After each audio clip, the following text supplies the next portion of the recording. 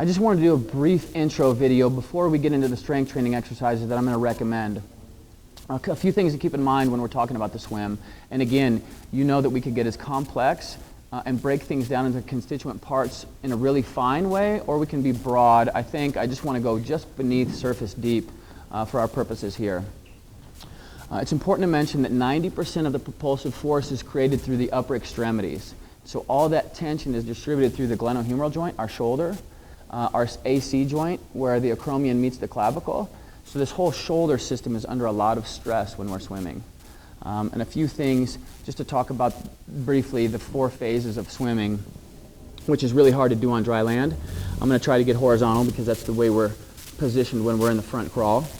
I'm going to extend my hand forward, shoulder width, and as I start my pull or my catch, I want to get an early high vertical forearm, right? And what that does is creates a lot, again, of tension at the shoulder.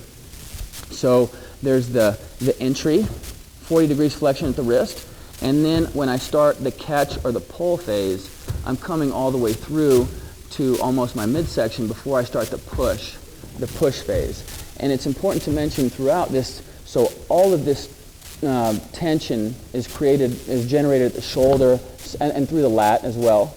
And it's creating that tension, enough internal tension to overcome this external load.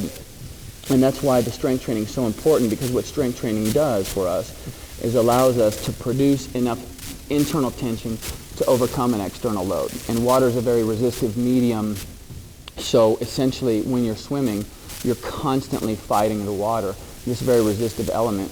And strength training, we know, is going to help reduce the risk of injury and enhance our performance. So at once, 90% of that propulsive force is created through the upper extremity. It's important to also mention that as we're setting that catch, we're also rotating through the hip. So there's this very real axial rotation from the trunk. So we need a lot of stability at the shoulder joint. We need a lot of stability and integrity from the lumbopelvic hip region, our hip region, on up the chain through the spine, through the trunk. So that's kind of a really brief intro to the swim.